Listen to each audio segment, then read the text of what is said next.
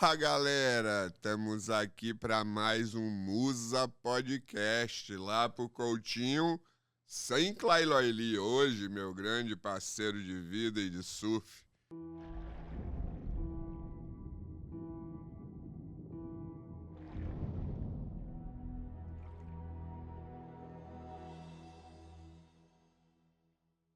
Eu vou lhe dizer, nunca esqueça de curtir e compartilhar. E, por favor, metade das pessoas que estão assistindo, né, eu sei porque eu também faço isso em outros lugares, não estão se inscrevendo e passando para os seus familiares ou amigos. Galera, se inscreva, passe para seus familiares, faça uma propaganda minha, que nós já estamos quase monetizando. Os podcasts estão um sucesso, mas nós precisamos disso para a coisa fluir melhor. Hoje, Clailoili não vai estar presente, porque são só perguntas e respostas, né? Vamos lá. Vejo vocês falando sempre sobre o Havaí, e fica parecendo muito que todo local é um paraíso do surf. Mas sinto que o surf não impactou tanto a Bahia. O que faltou para a Bahia também ser um surf cultural? É uma questão financeira, uma falta de interesse do público ou outra questão? Rapaz, essa é uma boa pergunta, mas eu não concordo com você que não mudou a Bahia e não é cultural. Para você dizer isso, você não viveu o que eu vivi quando não existia surf. Até meus 10, 12 anos de idade, não existia surf na Bahia. Muito mal, o pessoal pegava de jacaré no barravento. O pessoal pegava de peito, a geração de meu pai. Eu tenho meu pai contando que quando ele foi morar na Barra, ele e os amigos pegavam de jacaré no barravento. Eu tenho até uma entrevista feita por mim e por Clay, meu pai contando essas histórias. Então, quando a gente cresceu até os 12, 13 anos de idade, quando o surf não existia ainda, né, o pessoal começando com madeirite e tal, a única coisa que você tinha na Bahia era futebol. Até os 12, 13 anos, 1970, eu já tinha 13 anos, foi quando o Brasil ganhou a Copa do Mundo de 70, né? 90 milhões em ação, pra frente Brasil do meu coração. A gente ainda tinha 90 milhões de pessoas, hoje são mais de 250. Tem cara aí na internet recebendo 350 milhões de likes ou de curtidas, etc. Então a gente está vendo que mudou. Mas no meu tempo, quando o surf, para mim, virou totalmente cultural aqui na Bahia, e no Brasil, tanto que nós hoje somos campeões do mundo.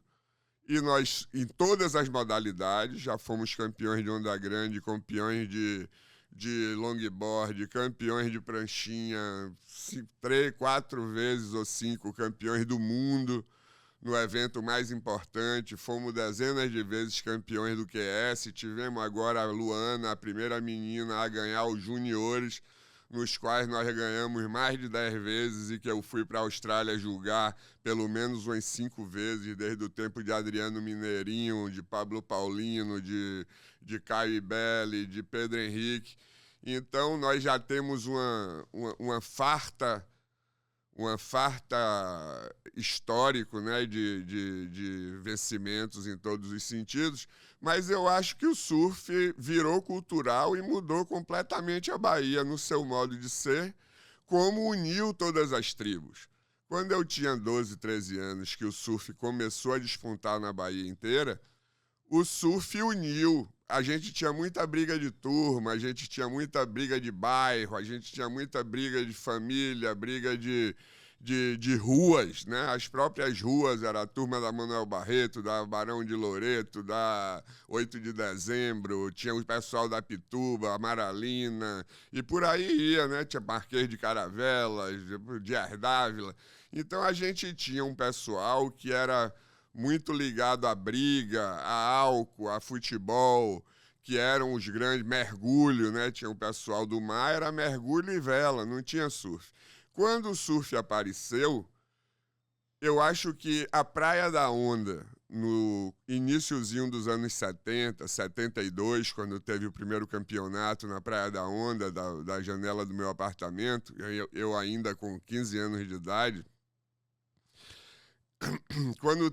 quando começou isso, a Praia da Onda e o Instituto Social foram um fator de inclusão e que todas as tribos se misturavam. Tinha todos os caras que moravam na Pituba que surfavam, 70%, 80% foram pro social. Pessoal todo de Ondina, Praia da Onda, que vinha de outras escolas, Tereza Lidizier, etc., foram pro social. O pessoal todo da Graça também, Barra, né? Todo mundo, Vitória, todo mundo foi pro Instituto Social. E aquilo ali uniu muito, não só na parte de jogar bola, mas fez uma amizade que é duradoura até hoje com a maioria das pessoas e mudou totalmente a cultura também de se vestir, de que músicas ouvir. Os surfistas seguiram aquele lance do Woodstock, né, em 69, aqueles grandes festivais que nós tivemos, do não guerra do Vietnã, todo mundo querendo paz e amor, com aqueles símbolos de paz e amor, a descoberta da maconha, do cogumelo, do LSD, dos êxtases, da mescalina, de tudo que a gente viveu aí na década de 70.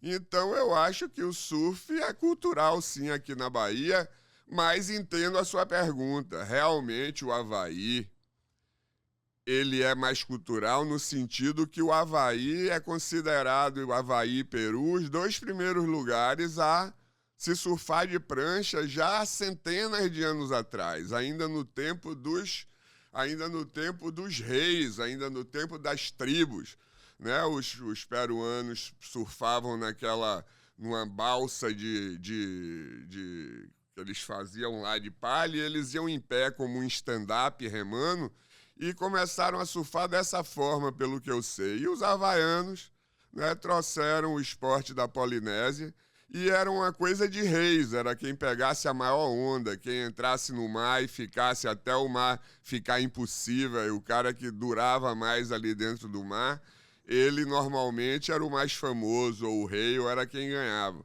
Então, por ter começado lá nos primórdios e não ter outro esporte como futebol americano, beisebol, basquete, né, o futebol de pé aqui no Brasil, por lá não ter esses esportes, o surf se identificou como o esporte principal, surf e remada de canoas, que também já viralizou aqui na Bahia, né? O esporte de canoas, que é talvez mais forte até no Tahiti que no Avaí. O Tahiti, eles ganham tudo relativo à canoa há dezenas de anos aí. Então, dizem lá no Tahiti que o tahitiano já nasce remando, né? É igual o brasileiro com a bola no pé, né? Era, né? Quando nós não tínhamos tanto perna de pau. Mas é por aí, lá no Avaí, todo mundo, apesar, como você falou, de ter talvez as melhores ondas do mundo por metro quadrado, né? Nós temos os 7 quilômetros de praia de onda boa que vai do Turtle Bay, ou de Velziland até Raleiva, né? Que é considerado os 7 quilômetros mágicos e etc., porque tem pelo menos 20 ondas fantásticas, todas conhecidas: Velziland, Laniakea, Sunset, Rock Point, Backdoor, e aí você vai dizendo Raleiva, Waimea, as maiores do mundo também, tem os outsides todos. Então, o que me chocou e o que me fez ir morar no Avaí, quando eu tinha 26 anos, né, eu conheci o Avaí com 19 e voltei para morar aos 25. Né, lá para 81, por aí. E quando eu voltei para o Avaí para morar, eu voltei por isso, porque com 25 eu já me sentia aposentado, né? Antigamente, de um esporte, você levava mais do que chegar aos 30 anos, você já estava acabado, né? Porque a expectativa de vida era muito menor, era de 60 anos, vamos dizer, e a partir dos 40, 50, você já se sentia velho. Eu já olhava para os caras de 50 como se realmente fossem idosos, né? E hoje, com 68, eu vejo que a coisa mudou nesse sentido, né? Meu pai mesmo começou a malhar com 60 anos, com 70 ele estava mais saudável do que quando ele tinha 50 ou 40, né?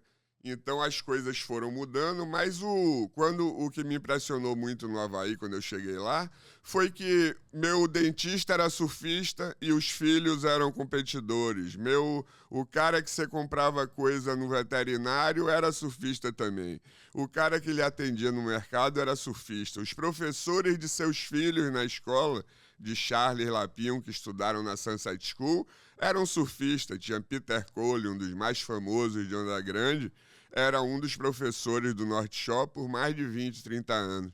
Então, todo mundo que você encontrava em algum lugar era surfista e tinha seu tempozinho para o surf.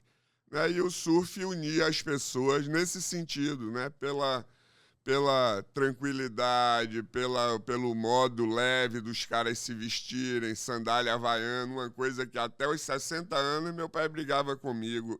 Quando eu fiz 60, meu pai brigava comigo porque eu ia para as reuniões das empresas ou eu ia fazer alguma coisa de sandália havaiana, e meu pai calça, camisa, mas sandália havaiana, e meu pai dizia, pô, pelo menos na reunião bote a zorra do sapato e a sandália, né? Depois a gente viu a Havaianas patrocinando grandes eventos de surf na década de 2000, quando a Havaianas foi para o Havaí, foi para a Austrália, etc. A Havaiana começou a patrocinar e aí eu ia para os campeonatos de Havaiana, obrigado, né? E era trabalho. Então, o Havaí realmente tem uma coisa cultural muito maior, porque não tem o peso da Fórmula 1, do basquete, do vôlei, os outros esportes que nós temos aqui com muita gente, né? Você vê que o surf até hoje não consegue ibope na televisão, porque é uma coisa muito chata de se olhar, né? Aproveitando o gancho do que você está falando sobre ser chato de assistir, a gente já vai puxar para outra pergunta aqui, que é o seguinte.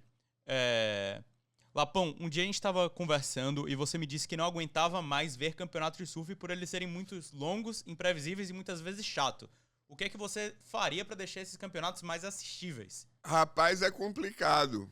A pergunta que você me fez aí parece até que deve ser de Luca, filho de Paolo, né? Dono do grande restaurante Mistura, o homem que me manda meus vinhos para minha casa, as caixas de vinho para eu tomar todo mês, e que faz uma comida deliciosa, tanto aqui em Itapuã como lá na cidade, na Contorno, e grande amigo de meu filho Manarreri, mas parece uma pergunta que feita por ele ou pelos amigos dele. E é uma pergunta muito difícil de responder, porque eu achei que o surf explodiria quando a Globo fez a Globo, uma época no Tahiti, eu acho que foi nos inícios do ano 2000, o off entrou muito forte cobrindo o surf diretamente lá do Havaí, e eu achei que o surf ia explodir completamente, principalmente porque na etapa do Tahiti, o pessoal, todo mundo assistia, né? Porque para mim o principal para você querer assistir o surf é as ondas estarem muito boas ou perigosas, é o que mantém você ali assistindo. Quando a onda é uma onda somente de manobras, que não traz muito perigo, e o cara que assiste não entende direito de onda, é muito difícil ele ficar olhando ali. Porque você fica ali, eu mesmo, que trabalhei praticamente minha vida inteira com surf, né? Indo e voltando, trabalhei com surf muito tempo.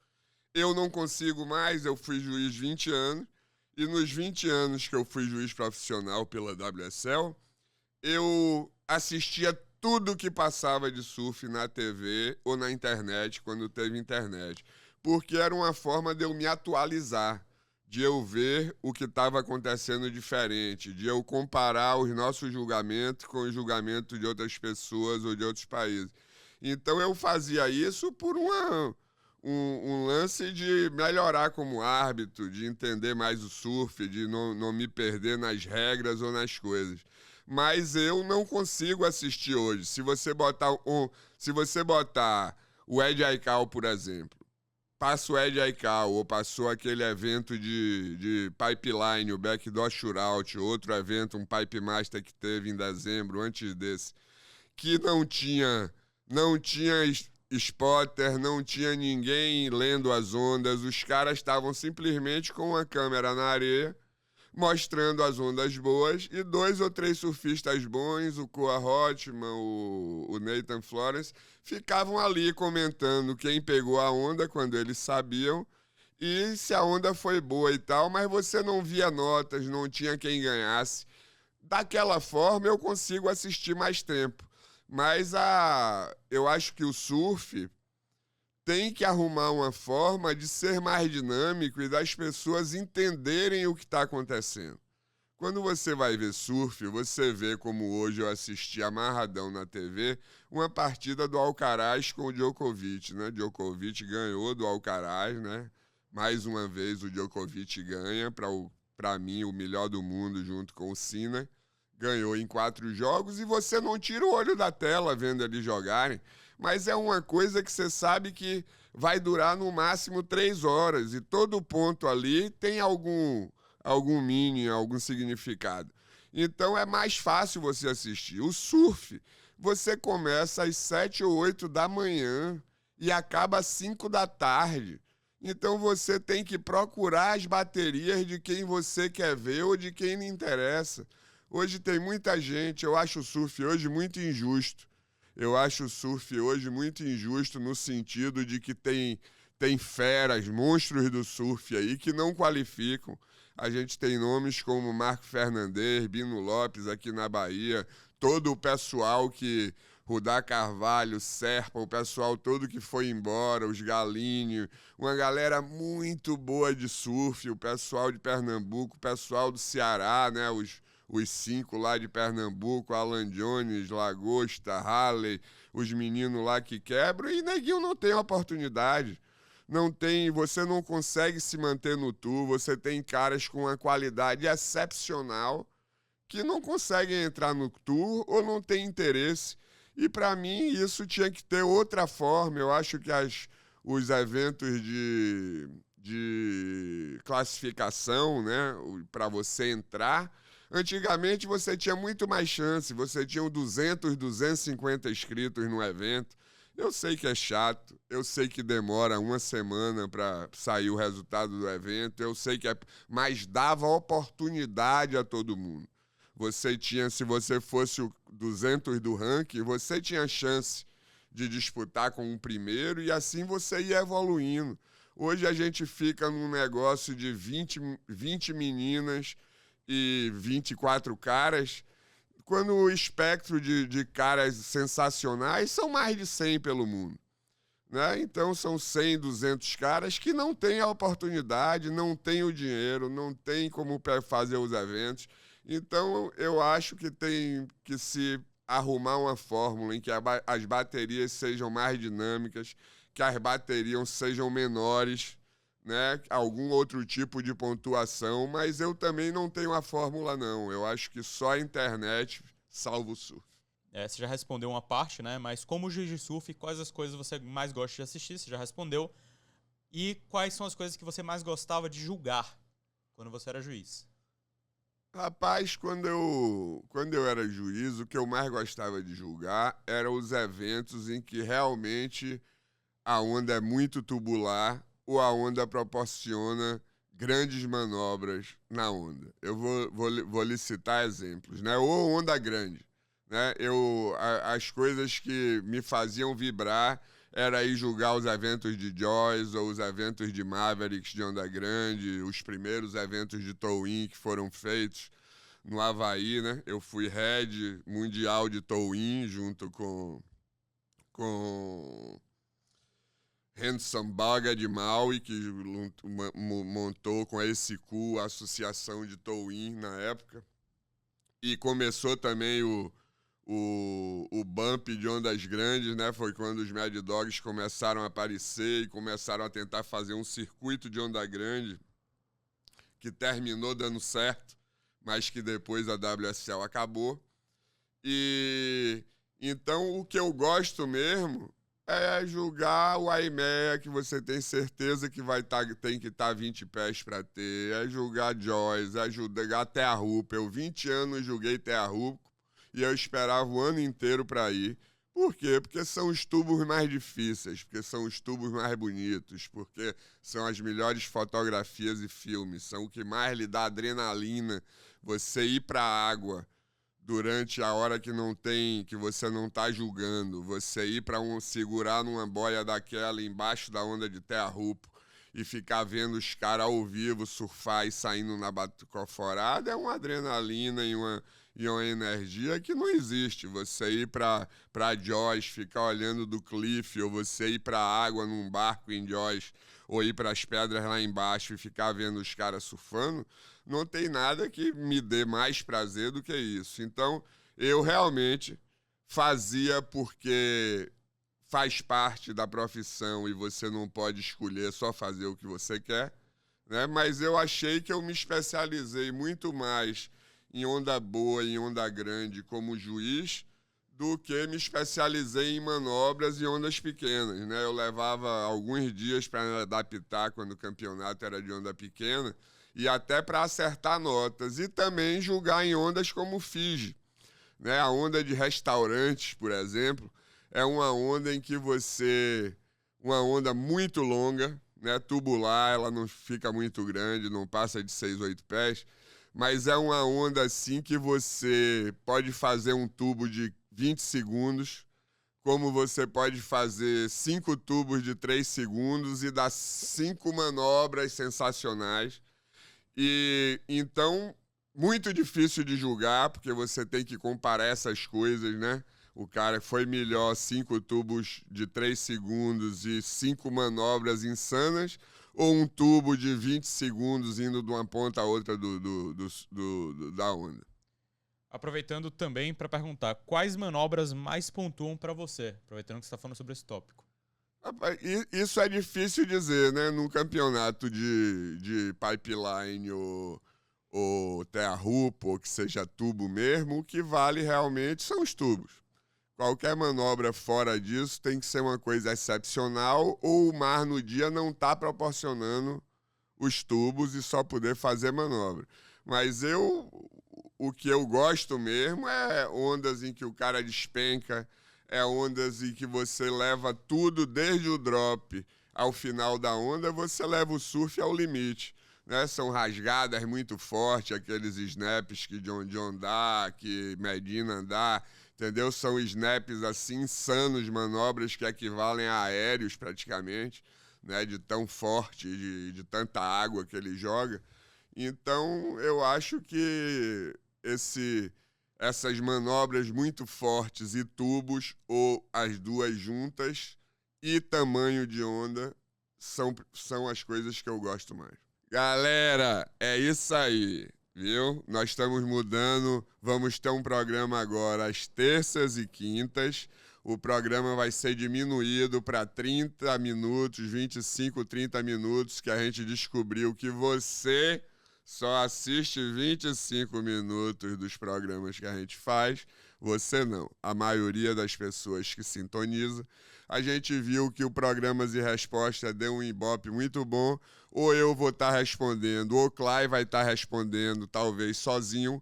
Nós vamos também fazer uns experimentos de fazer uns podcasts, só eu perguntando e só Clay perguntando as perguntas também, para facilitar da gente não ter que juntar tanta gente para fazer o podcast. Hoje mesmo Jairo Zollinger veio aqui com 80 anos de idade, fez 80 ontem, e eu tentei fazer um pod com ele rápido e não pude fazer porque eu tinha que chamar a Clay, tinha que fazer as outras coisas. Então eu vou tentar começar, que a gente não perca esse tipo de oportunidade, e fazer uns podcasts só Clay perguntando ou só eu perguntando, para a gente não deixar de fazer o nosso dever de casa.